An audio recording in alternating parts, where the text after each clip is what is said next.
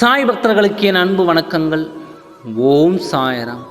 என் அன்பு குழந்தையே, இப்பொழுது உன் துணையை பற்றி எத்தனை குறைகள் நீ சொல்லிக் கொண்டு இருக்கிறாய்.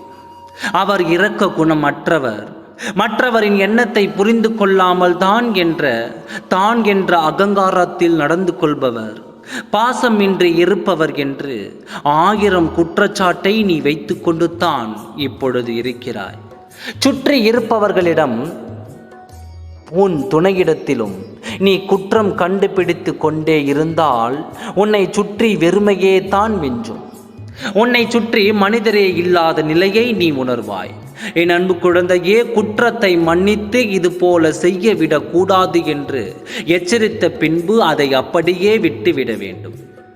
தவறு செய்யாத மனிதர்கள் இந்த உலகத்தில் யாருமே இல்லை. இப்பொழுது உன் துணையை பற்றி எண்ணங்களை நீ மாற்றிவிடு. ஏனென்றால் நீ இருக்கிறாய் என்றால் உன் எதிரே இருக்கும் நபரிடத்தில் உள்ள குறைகள் உனக்கு தெரியும்.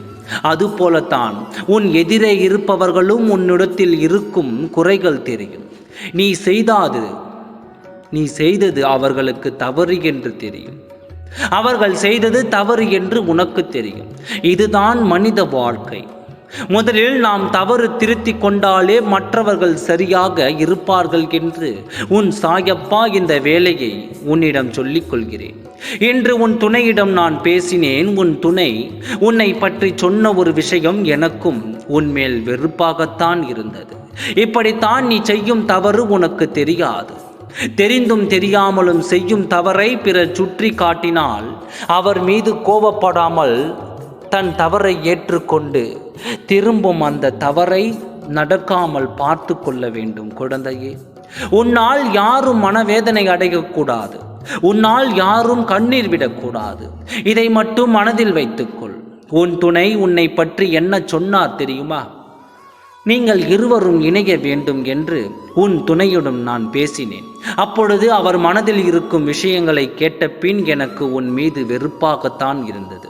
3வது ஒரு நபர் சொல்லும் வார்த்தைகளை கேட்டு குடும்பத்தில் பிரச்சனை செய்து உன் துணையை நீ சந்தேகித்து அவர் மீது பழியை போட்டு இப்பொழுது இந்த பிரிவு வரை வந்திருக்கும் விஷயத்திற்கு முழுக்க காரணம் நீ என்று சொன்னார். இதுவும் ஒரு வகையில் உண்மைதான். பிறர் சொல்லும் வார்த்தையை கேட்டு யாரையும் முடிவு செய்துவிடக் கூடாது. உன் துணையை பற்றி நீ அறியாத ஒரு விஷயத்தை 3வது ஒரு நபர் அறிய போகிறார்.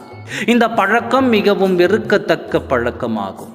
3வது நபர் சொல்லும் வார்த்தையை கேட்டு உன் குடும்ப வாழ்க்கையை நீயே கெடுத்து கொண்டு இன்று இத்தனை வேதனைப்பட்டு கொண்டு இருக்கிறாய்.